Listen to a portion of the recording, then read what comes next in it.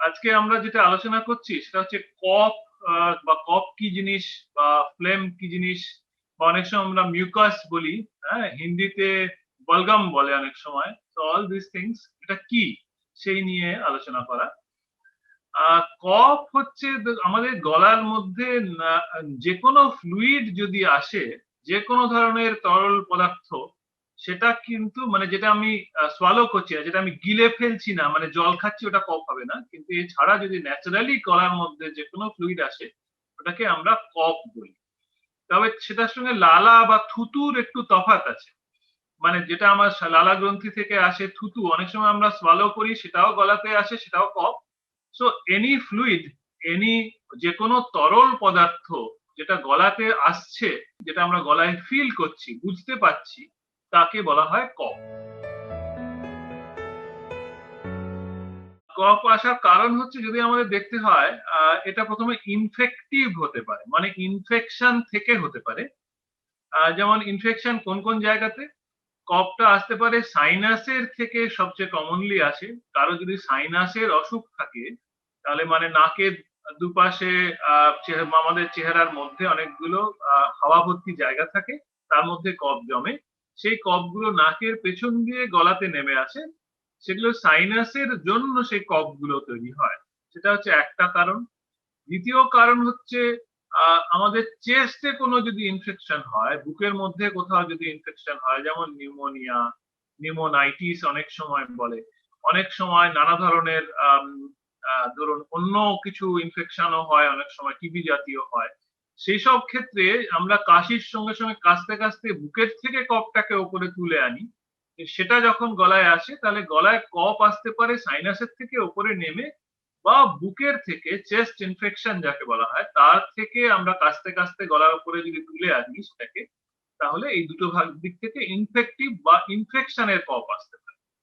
এছাড়া কফ আসতে পারে ইনফেকশন ছাড়া লোকাল ইনফেকশন। লোকাল ইনফেকশন মানে গলার মধ্যের কিছু ইনফেকশন, মানে এইগুলো কিন্তু বেশি common. Sinus and chest infection থেকে কফ আসার সম্ভাবনা সবচেয়ে বেশি কমন। তার মধ্যে সাইনাসটি সবচেয়ে বেশি ইম্পর্টেন্ট, চেস্টের থেকেও বেশি গুরুত্বপূর্ণ হচ্ছে সাইনাস। আর এগুলি ছাড়া লোকাল ইনফেকশন হতে পারে, যেমন আমরা গলার ইনফেকশনকে বলি ফ্যারিঞ্জাইটিস। গলার দুপাশে টনসিলে যদি ইনফেকশন হয় তাকে টনসিলাইটিস। বা যদি ধরুন ছোট বাচ্চাদের অনেক সময় নানা ধরনের ইনফেকশন হয়, এছাড়া ভাইরাল কিছু ইনফেকশন হয়, কমন কোল্ড। দাঁতের ইনফেকশন হতে পারে, ডেন্টাল কেরিজ, তার থেকে হয় অনেক সময়। তাহলে এইগুলো হচ্ছে ইনফেক্টিভ। এবার ইনফেকশন ছাড়াও কফ আসতে পারে। ইনফেকশন ছাড়া যেমন অ্যালার্জিক, যদি আমাদের অ্যালার্জি রিলেটেড প্রবলেম থাকে, যেমন হাঁচি সর্দি হয় আমাদের নাকের দিকে, অ্যালার্জি থেকে কানে চুলকোয়, চোখে জল পড়ে, চোখ দিয়ে চুলকোয়, কারো কারো শ্বাসের কষ্ট হয়, তেমনি গলার অ্যালার্জিক রিয়াকশনে কিন্তু একটা খুব খুব কাশি বা অল্প কফ অনেক সময় আসতে পারে। সো অ্যালার্জিক কফ এটা আরেকটা কারণ। এছাড়া আরো কারণ আছে, যেমন রিফ্লাক্স। রিফ্লাক্স মানে পেটের থেকে অ্যাসিড উঠে আসা গলা পর্যন্ত, তার জন্য কফ হতে পারে। এছাড়াও কারণ আছে, যেমন ধরুন অনেকে মানে মাউথ ব্রিদিং এর জন্য একটা কফ তৈরি হয়। যেমন কিরকম এক্সাম্পল দিচ্ছি, মানে তাদের নাক দিয়ে ব্রিদিংটা, শ্বাসটা ঠিক মতো যাচ্ছে না, নাকে ব্রিদিং স্পেস বা শ্বাস নেওয়ার জায়গা কম, তার জন্য তাকে মুখ দিয়ে শ্বাস নিতে হয়। তার জন্য ব্যাকটেরিয়া, ভাইরাস, ধুলো, বালি সবই হচ্ছে গলার মধ্যে ঢুকে পড়ে, এবং তাতে একটা ইরিটেটিভ কফ বা কাশির সঙ্গে কফ তৈরি হয়। এছাড়া আছে স্মোকার, যারা স্মোকিং করে তাদের কিন্তু এক রকমের কফ তৈরি হয় গলার মধ্যে, সেটা একটা আরেকটা ধরন। এছাড়াও আছে যারা ক্যান্সার পেশেন্ট বা পোস্ট রেডিয়েশন, মানে রেডিওথেরাপি দেওয়া হয়েছে এরকম পেশেন্ট, তাদেরও গলার মধ্যে একরকম কফ তৈরি হয়, সেটা কিন্তু অন্যরকম। মানে তাদের রেডিয়েশনের জন্য গলার মধ্যে লালা গ্রন্থি বা থুতুর গ্ল্যান্ড গুলি শুকিয়ে যায়। তা সত্ত্বেও মানে এক্সট্রা যে থুতুর গ্ল্যান্ড, সেইগুলো যেগুলো অতিরিক্ত যেগুলো চারপাশে আছে, সেগুলো অতিরিক্ত সিক্রিশন করে গলার মধ্যে একটু গলাটাকে ভিজিয়ে রাখার চেষ্টা করে, সেইটা হচ্ছে একরকমের কফ। কফের সিমটম বলে কিছু হয় না, কেননা কফটা নিজেই একটা সিমটম বা উপসর্গ। তো এইবারে আমাদের যে কারণ কি কি আমরা আলোচনা করলাম, এর সঙ্গে সঙ্গে কি কি আর উপসর্গ বা কারণ থাকতে পারে, সিমটমস বা সাইন্স থাকতে পারে, তার সঙ্গে আমাদের একটা হচ্ছে গলা খুসখুস ভাব, তাকে বলে সোর থ্রোট। তাহলে আমাদের গলা খুসখুস বা গলায় ইরিটেশন থাকতে পারে, তাকে বলে সোর থ্রোট বা গলাটা একটা ইরিটেশন। অনেক সময় আমরা বলি গলায় একটা কিছু আটকে আছে। এখন অনেক পেশেন্ট আসছেন গলায় একটা আটকে আছে। একটা কারণ আমরা আলোচনা এখনো করিনি, সেটা হচ্ছে সাইকোলজিক্যাল বা সাইকিয়াট্রিক।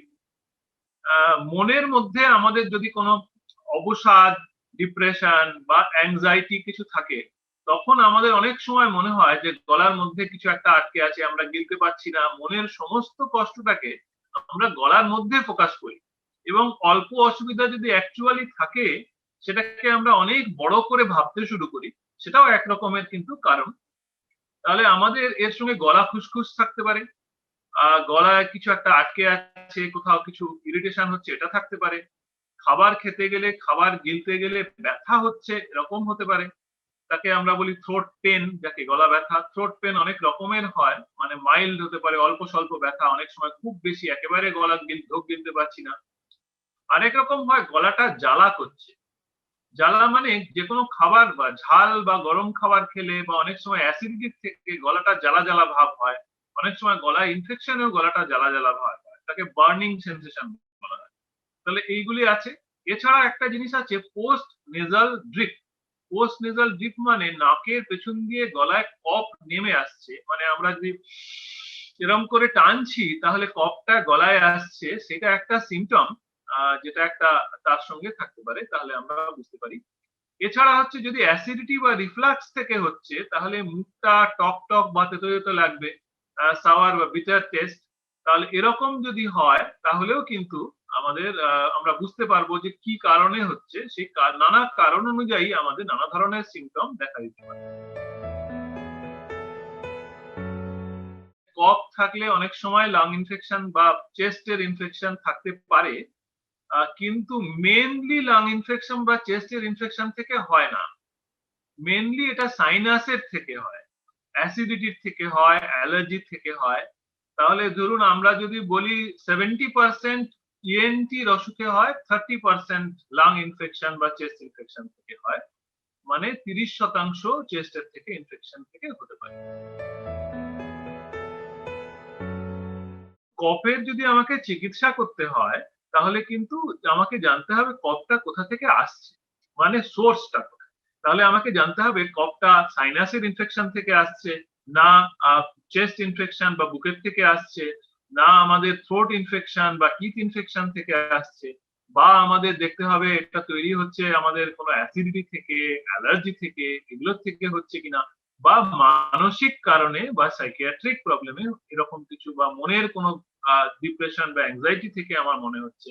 যদি এইগুলি আমার কারণ হয়, তাহলে আমাকে আইডেন্টিফাই করতে হবে বা বুঝতে হবে কোন কারণে কফ আসছে গলায়, এবং সেইটাকে, যে কারণটা হচ্ছে, আমরা টেস্ট করে দেখি, নাকের এক্সরে, বুকের এক্সরে, কিছু রক্ত পরীক্ষা। অনেক সময় গলাটা এন্ডোস্কোপি করে দেখা হয় যে রিফ্লাক্স হচ্ছে কিনা, অ্যাসিড উঠে আসছে কিনা, বা অন্য কোনো জায়গায় ইনফেকশন বা অন্য কোনো অসুবিধা আছে কিনা। সেইগুলো দেখার পরে আমরা সেইটাকে চিকিৎসা করি। যে অসুখটা পাওয়া যায় সেটার চিকিৎসা করলে কফটাকে সারানো যায়। আমাদের গলায় যদি কফ আসছে, তাহলে আমরা সাধারণত ধরে নিচ্ছি কোথাও ঠান্ডা লেগেছে বা ইনফেকশন হচ্ছে, সেটা অ্যালার্জিকও হতে পারে, বা আমার অ্যাসিডিটি আসছে। যদি আমার ঠান্ডা লাগাটা থেকে হচ্ছে মনে হচ্ছে, তাহলে আমরা ঠান্ডা জল, কোল্ড ড্রিঙ্ক, আইসক্রিম আর ডাবের জল, কোকোনাট ওয়াটার, এই 4টে জিনিস অ্যাভয়েড করতে হবে। এছাড়া হচ্ছে কেননা ঠান্ডা, মানে ডাবের জল নরমাল টেম্পারেচারেও কিন্তু মানে ন্যাচারালি কোল্ড থিং, মানে ন্যাচারালি ঠান্ডা জিনিস, তাতে কিন্তু ইএনটির ইনফেকশন বাড়ে। এছাড়া হচ্ছে ঘরের মধ্যে চটি পড়তে বলি, মানে খালি পায়ে হাঁটা যাবে না, বেয়ার ফুট ওয়াকিং অ্যাভয়েড করতে বলি। রাতে 8টার পরে স্নান করতে বারণ করি, নো বেদিং আফটার 8 PM। এছাড়া হচ্ছে আহ মহিলাদের জন্য, ফর ফিমেলস, মাথা ভিজিয়ে স্নান সপ্তাহে 2 দিন। মানে তাদের বলা হয়, মাথা যাদের এরকম টেন্ডেন্সি হচ্ছে, তাদের হেড ওয়াশটা সপ্তাহে 2 দিন করতে বলা হয়, বাকি দিনগুলো মাথায় জল টাচ করতে বারণ করা হয়। আর যেদিন হেড ওয়াশ করবেন 15 মিনিটের মধ্যে মাথাটাকে শুকিয়ে ফেলতে বলা হয়, হয় ড্রায়ার দিয়ে নয় রোদ উঠলে রোদে বসে মাথাটাকে শুকিয়ে ফেলতে হবে। এছাড়া হচ্ছে এসিতে যদি কেউ থাকছেন, তাহলে যদি অ্যাডাল্ট হন, মানে 5 বছরের বয়সের বেশি বয়সের বাচ্চা এবং পূর্ণবয়স্ক পুরুষ বা মহিলা, তাদের ক্ষেত্রে এসির তাপমাত্রাটা 25 বা তার উপরে রাখতে হবে। 25-এর নিচে 5 মিনিটেরও কম, 5 মিনিটের সময়ও থাকা যাবে না। মানে অল্প সময় অনেকে করেন, অল্প সময়ের জন্য এসি চালাচ্ছি, এসিটা ঘরটা ঠান্ডা হয়ে যাচ্ছে, তারপরে আমি ঘরে এসিটা বন্ধ করে দিচ্ছি, সেই ঘরে থাকছি, সেটা কিন্তু শরীরের জন্য আরো ক্ষতিকর। এবং আরেকটি জিনিস মাথায় রাখা, যেটা যদি বাচ্চার বয়স 5 বছরের কম হয়, তাহলে কিন্তু এসির তাপমাত্রাটা 27 বা তার উপরে রাখতে হবে, 27 অর অ্যাবাভ। তাহলে এইটা মাথায় রাখার। অনেক ক্ষেত্রেই হচ্ছে আমরা গরমে টিকতে পারছি না, বাচ্চাটাকে তার মধ্যে রাখছি, কিন্তু বাচ্চার ওই টেম্পারেচারে শরীর খারাপ হচ্ছে। তাহলে এইগুলি হচ্ছে গুরুত্বপূর্ণ রিগার্ডিং কোল্ড বা ঠান্ডা রিলেটেড বা অ্যালার্জি রিলেটেড ব্যাপারে। আর আরেকটা অ্যালার্জির ব্যাপারে ইম্পর্টেন্ট, আমার যদি মনে হয় কোনো স্পেসিফিক স্মেল, কোনো গন্ধতে, কোনো খাবারে, কোনো কিছু, কোনো সাবান বা কিছুর পরে আমার এই গলার ইরিটেশনটা বেড়ে যাচ্ছে, তাহলে আমাকে সেইটা নোট করতে হবে। So I have to make up note of that, যে আমার কোন কোন খাবারে কোন কোন গন্ধ থেকে অ্যালার্জি হচ্ছে, এবং আমাকে সেইগুলো পরের বার অ্যাভয়েড করে দেখতে হবে যে তাতে আমার অ্যালার্জিটা ভালো হচ্ছে কিনা। সো আমাকে কি থেকে অ্যালার্জি হচ্ছে, সোর্স অফ অ্যালার্জি বা অ্যালার্জেন বলি আমরা, কারণ অ্যালার্জি, সেটাকে আইডেন্টিফাই করা। এছাড়া যে হচ্ছে অ্যাসিডিটি থেকে হচ্ছে, যেমন আমার গলাটা টক টক বদলে হয়ে যাচ্ছে, তার সঙ্গে গলায় কফ আসছে, তাহলে অ্যাসিডিটি রিলেটেড যেগুলি আমাদের মানে প্রিকশন বা সাবধানতা, সেগুলো নিতে হবে। মানে স্পাইসি ফুড, খুব বেশি তেল ঝাল মশলা ফ্রাইড ফুড, এগুলো অ্যাভয়েড করতে হবে। এছাড়া হচ্ছে অনেকক্ষণ খালি পেটে থাকা যাবে না। যদি দেখি হচ্ছে আমরা 2 ঘন্টার বেশি খালি পেটে থাকা যাবে না, 2 ঘন্টা পর পর একটু বিস্কুট বা একটু মুড়ি, খুব বেশি দামি কিছু না হলেও কিছু না কিছু মুখে দিতে হবে।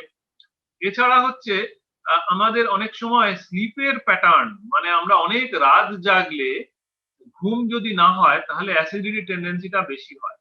তাহলে ঠিক সময়ে ঘুমিয়ে পড়া, ঠিক সময়ে ওঠা, অ্যাডিকুয়েট জল খাচ্ছি কিনা, কফটা খুব গুরুত্বপূর্ণ। যদি আমরা জল কম খাই, তাহলে কিন্তু গলায় কফ বেশি তৈরি হয়, গলার অসুবিধাগুলো বেশি হয়। যেমন জল যেমন কম খেলে আমাদের কিডনি প্রবলেম হয়, জল কম খেলে গলায় ইনফেকশন হয়, সাইনাসের প্রবলেম বেশি হয়, এবং জল কম খেলে অ্যাসিডিটি প্রবলেমও বেশি হয়। সুতরাং আমরা বলি অ্যাডাল্টদের 2.5 থেকে 3 লিটার যেন তারা জল খায়। কম বয়সীদের ওজন অনুপাতে জলের পরিমাণ কমানো যেতে পারে। ছোট বাচ্চাদের ক্ষেত্রে যেমন 10 বছর থেকে 18 বছর অবধি আমরা প্রায় ধরুন 1.5 লিটারের কাছাকাছি জল খেতে বলি, 1.5 থেকে 2 লিটার। এবার যাদের কিডনি প্রবলেম আছে বা প্রেসার প্রবলেম আছে, তাদের যদি কোনো স্পেসিফিক ডাক্তারবাবু বলে থাকেন যে এর বেশি খাওয়া যাবে না, সেইটা তাদের মেনে চলতে হয়। তাহলে এইটি হচ্ছে সাবধানতা বা প্রিকশন বা হোম রেমেডি, যেগুলো আমরা করতে পারি। কিন্তু আর কি কি ওষুধ যদি বলেন বা কিছু কিছু চিকিৎসা যেটা হোম রেমেডি করতে পারি যদি বলেন, তাহলে আমরা একটু উষ্ণ গরম জল নুন দিয়ে গার্গল করতে পারি। কিন্তু গার্গলটা লবণ গার্গল বা সল্ট গার্গল, যাদের মানে প্রেসার আছে, ব্লাড প্রেসার আছে, তাদের করা যাবে না, তাদের বারণ। আমরা সল্ট ওয়াটার গার্গল তাদের বারণ করি, তারা নর্মাল জলে গার্গল করতে পারেন, বা তাতে না কাজ হলে তখন ডাক্তার দেখিয়ে ওষুধের গার্গল করতে পারেন। যদি দেখছেন যে নাকের পেছন দিয়ে কফ নেমে আসছে, আপনি বুঝছেন নাকটা বন্ধ বন্ধ লাগছে, টানছেন, গলায় কফ নেমে আসছে, বা মাথাটার সঙ্গে ভার ভার বা মাথাটা ব্যথা ব্যথা আছে, তো তাহলে কিন্তু স্টিম নিতে হবে। এবং কফে আমরা ওষুধ দিয়ে স্টিম নিলে বেটার হয়। মানে প্লেন স্টিমের থেকে যদি আমরা যে কোনো মেডিসিন দিয়ে স্টিম নিই, যেমন অনেক ধরনের পাওয়া যায়, যেমন ইউক্যালিপটাস অয়েল দেওয়া পাওয়া যায়, এরকম অনেক ইনগ্রেডিয়েন্ট মানে দোকানে বাজারেও অ্যাভেলেবল আছে। হ্যাঁ, বা ইউক্যালিপটাস অয়েল যদি আপনার কাছে অ্যাভেলেবলও থাকে, সেটা দিয়েও নিতে পারেন। তাহলে এরকম কিছু দিয়ে ভাপ নিলে বা স্টিম নিলে তখন কিন্তু আপনি একটু বেটার ফিল করবেন। তো সেটা একটা উপায়, হোম রেমেডি। এছাড়া হচ্ছে আপনি বেশি গলা ইরিটেশন হচ্ছে, একটু গলা খুসখুস করছে, তাহলে কিছু অ্যান্টি অ্যালার্জিক খাওয়া যেতে পারে। তো সেটা আপনার ডাক্তারবাবুকে দেখে বা দেখিয়ে নিলেই বেটার। গলা ব্যথা হলে প্যারাসিটামল জাতীয় ওষুধ খাওয়া যেতে পারে। অ্যাসিডিটির প্রবলেম থাকলে যে কোনো অ্যান্টাসিড সঙ্গে খাওয়া যেতে পারে। এইগুলি আমাদের কষ্ট, মানে এগুলো আমাদের ভেবেচিন্তে চলতে হবে।